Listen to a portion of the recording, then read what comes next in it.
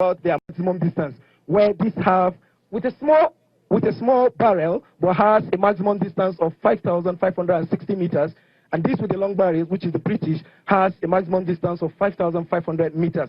They are all high trajectory weapons, muzzle loaded high trajectory weapon, very effective. So you can imagine inculcating the surveillance equipment where the man targets the enemy and then using this as fire diversion mode to actually hit the target. We're going to go a long way, sir. Thank you very much, sir. The 120 millimeter mortar, it is a high trajectory weapon.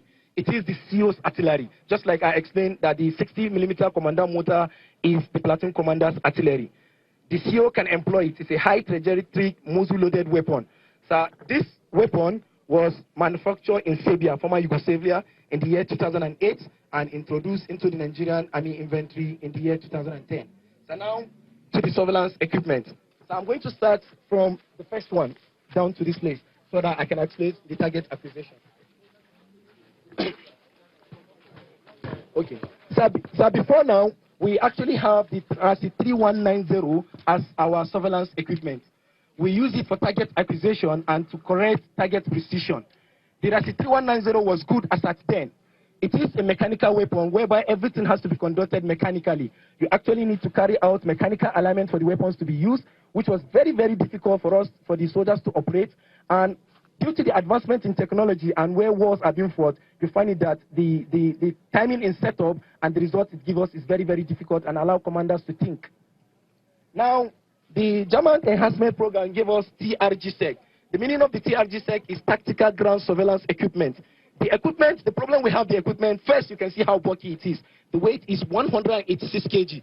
Very difficult for soldiers who are in Northeast that can take a flexible decision to use. Another problem with it is the software. It does not have this what we refer to as STC, sensitive time control. Meaning that if I'm going to use this radar in this particular area, even the movement of the leaf are going to be attenuated by the antenna, which makes it difficult for the operator to actually get the target he wants to get. It does not also have parameters like Doppler speed. And because it is mechanically operated, it means if I want to do the alignment, it does not have the position nodding unit, which makes it that I have to use my compass to do alignment. Meaning that if the soldier, the operator is wrong, it means you're going to have wrong results, wrong ranges, and wrong coordinates.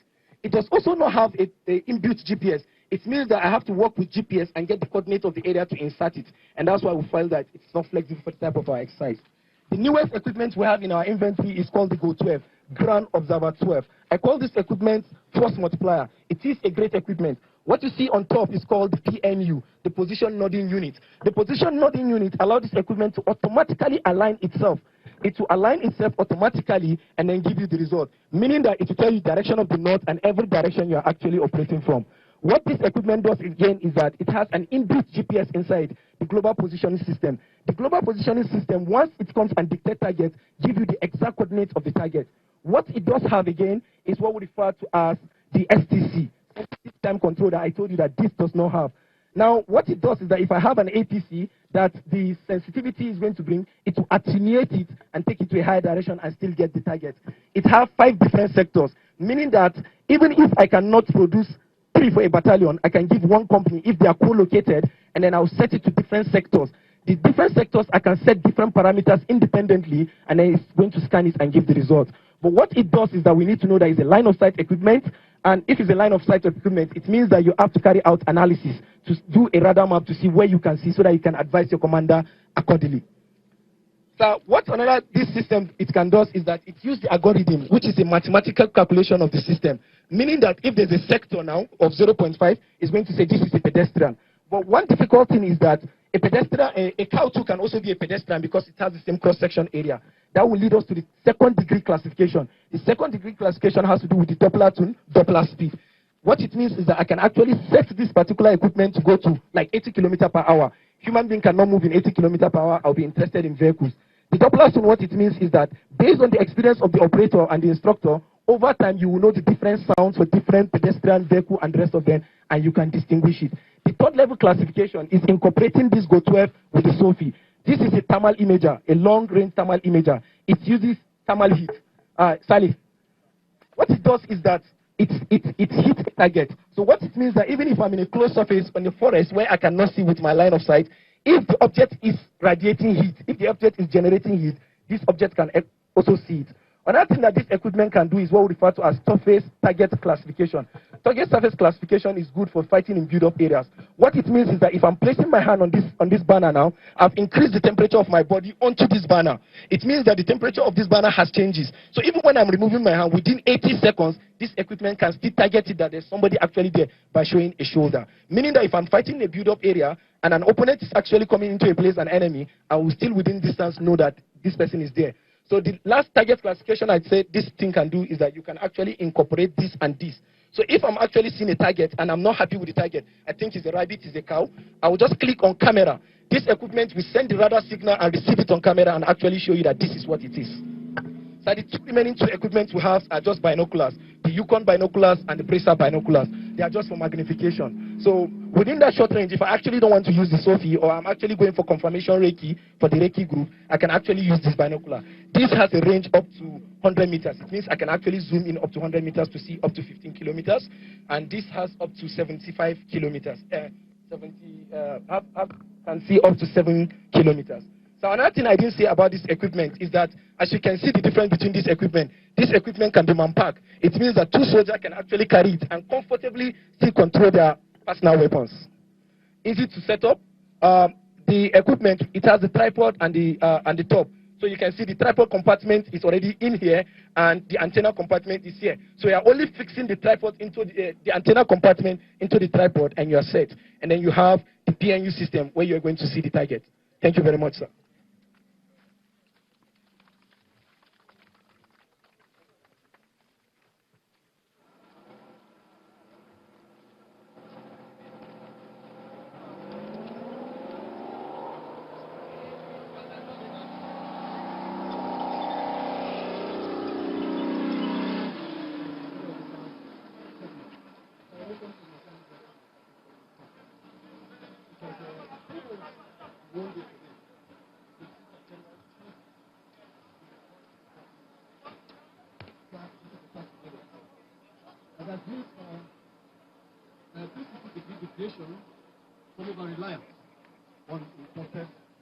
Machineries for war. That we should go ahead and research on how Nigerian Army will take our destiny into our hands. Sir, pregnancy lasts for 9 months. So this is our 3rd month. We will deliver in 6 months' time from now. But sir, we have done something that I want you to see. Sir, I have my team of consultants and officers who just have 10 minutes here. But what you're going to see will be more than 10 minutes we're going to spend with you, sir. So I call on Engineer Shedrack, our consultant, to start the first brief with the vehicles you asked us to produce.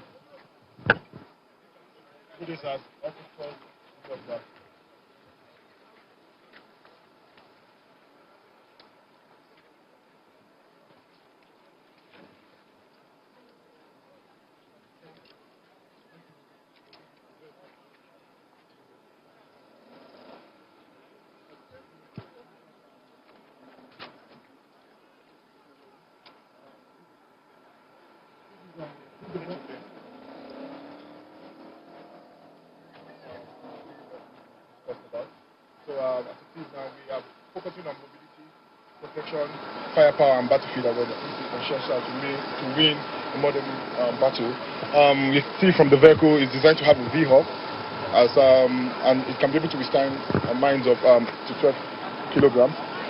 You can see the high ground clearance, and then the vehicle wheelbase, which is very large. That is, the vehicle is well balanced. Now, this vehicle also has a whole lot of features here. We have a lot of surveillance systems here, communication gadgets and all that. And then the vehicle is also built for modularity, that you have one vehicle but you can also serve up to 5 different purposes. You can change the back, it becomes a regular pickup truck, but with military grade, mine resistance and all the protections that you will need. You can also turn it into an ambulance. You can also turn it into a full troop carrier that you can carry extra 6 soldiers behind. So the total capacity will now be 12 soldiers instead of the 8 that is there. We also have the conversion vehicles are behind. Then the turret, this is the manual turret. We also have a remote weapon station. But the manual turret here gives the gunner complete protection from enemy fire. One of the things you will find out when you're going down a slope, you find that the person who's above you can see you and then let you know that. So this it gives the gunner total protection. You can see from 4 angles, and it rotates 360 degrees. Some of the gadgets that were supposed to be mounted on this vehicle is put on the other side of the vehicle. One gadget will show you. So we are using the byproducts of what we are using, the metals, to produce more side effect for the Nigerian Army. So this is the ballistic vest was produced, and Major Adisa will give details. Just very briefly, please. Sir, you are welcome to this stand. I am Major J.K. Adisa. These are the ballistic vests produced locally by Nigerian Army Vehicle Manufacturing Company. They have been designed to provide protection for our troops. These ones before you are of 5 millimeters thickness. However, the Chief of Army Staff has directed that we reduce it up to 3 to 4 millimeters so that to reduce the weight.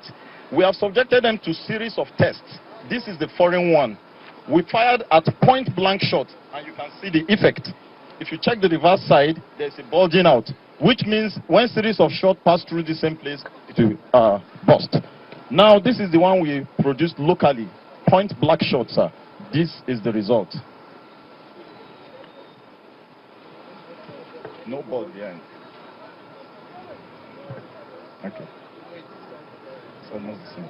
Yes, sir. Yes, sir. And so before the end of today's display, we are also going to test fire this same ballistic vest on a dummy stand. That is it. Then we also have our albums showing evidences of all the refurbishment repairs that we have done, and even retrofitting of A and B vehicles in Nigerian Army Vehicle Manufacturing Company. Some of them are here physically. You will take a tour around them, sir. This way, sir. So perhaps this is the highest point. Sorry.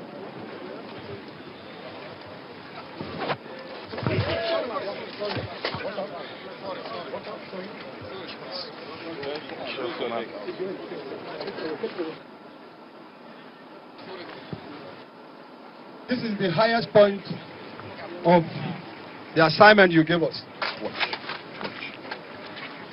Due to the pressure of mines on troops in the northeast, our consultants have gone back to the drawing board to develop a mine sweeper. So it took us just barely 2 months because it's a prototype. We kept testing until we got this.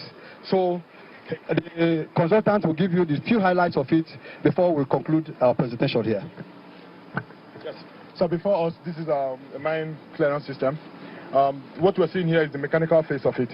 So it's built to have 2 layers of defense, which is the electronic phase that we're still working on. That phase, what it does is that it detects the mine, all threats, all kinds of threats, from radio to plastic explosive or whatever and all that. Now, due to because in the battlefield, we have they are usually exposed to rough terrains, weather and all that. So most times we might have problems with our electronic systems. And if it fails, then this guy will now take the IED here. So nothing will ever go beyond this layer. And then it's built, it has 3 degrees of freedom. It can be able to hug the ground no matter the kind of terrain. If you are driving it over a yam ridges, it will go over it because it can yawn, it can stare, and you can turn. So we are going to demonstrate the efficacy of this mine today. So sir, we are almost coming to the end of our presentation. Colonel Alabi, please round up very quickly. We have before us what you call also the status about fighting vehicles in Nigerian infantry. The manufacturers have since stopped producing them, and over time we've lost almost all the ones that we have. Now, based on the Chief of Army Staff's vision and the directive, the plan now is to change the drivetrain. We want to now get to use new, readily available engines and transmission systems in them, and work is ongoing in that direction. The armored plating is intact. This particular setup is Stagna 2 range. They can stop up to your 7.6 to your GPMGs and the rest. And then fortunately, in the quantity that we have, there are over 600 vehicles of this category in the country right now. So if we're successful now at changing the drivetrain to get something that is very locally available, we don't have problem of end user certificate because we're going to be using engines readily available in the market. We don't have issue of training because we're using engines that our technicians are familiar with, and then the spare parts can be gotten from any part of the country. And cost-wise, again, of course, it's a lot less. Take note, the major thing is that the ballistic protection of the vehicles are intact and not shaking. And the GMD has the mindset that will change some of them to much more mobile, change from mortar to the 12.7 mm and 30 mm guns on them, sir. Thank you, sir. Sir, Captain Ibrahim, the journey started from the Nigerian Army. So we have the current of this gun, which is now ending. But Captain Ibrahim will give you a summary of what we have done so far.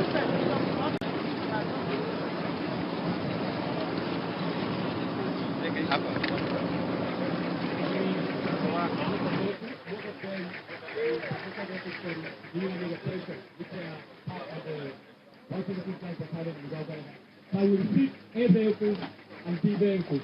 So far, the total vehicles we have 130 and the other vehicles is 53. Now, after issue, we have command and we have tactical 39, ambulance 6, and we have mobile workshop 6. So that in all this now, we have issued out 47 and 22 of the B vehicles, 47 of the B vehicles, 22 of the air vehicles. Now we have 2 balance of BTR on ground and one command land cruiser, sir. So these are the BTR that are here on ground, the 2 on ground, and we are going to subject them to test firing this afternoon, sir. So we're ending up with the Buffalo conversion, and please, this is just the last point, just for 2 minutes. Please give way here, so that you just from there will go back and continue the proceedings. Sorry.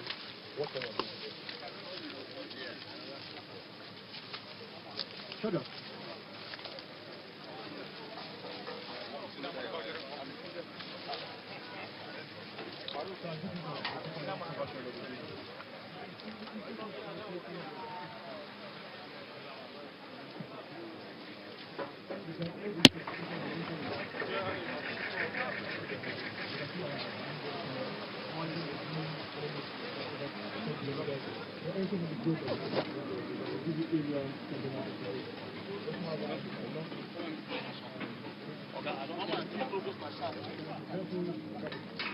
We have 360-degree view for the vehicles, of the cameras that are mounted, and then the drive cameras.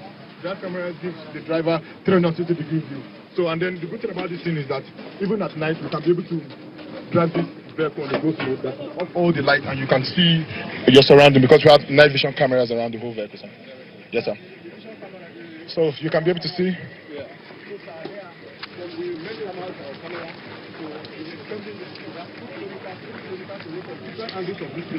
Which will monitor what is happening and be able to react before. Prevention is better than cure. So that's what we do about this level, to work on the technology very well in such a way that our battle awareness is very much enhanced. Thank you, sir.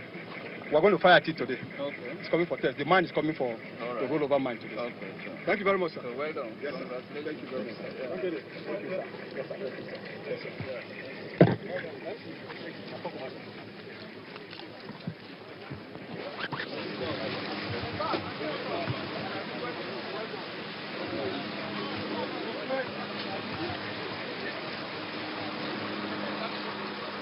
Sorry.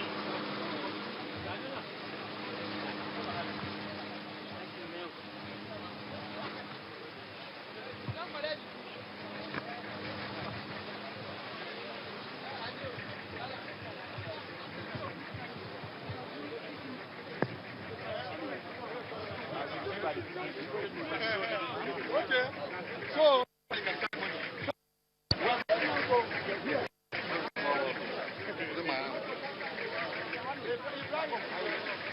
Ibrahim,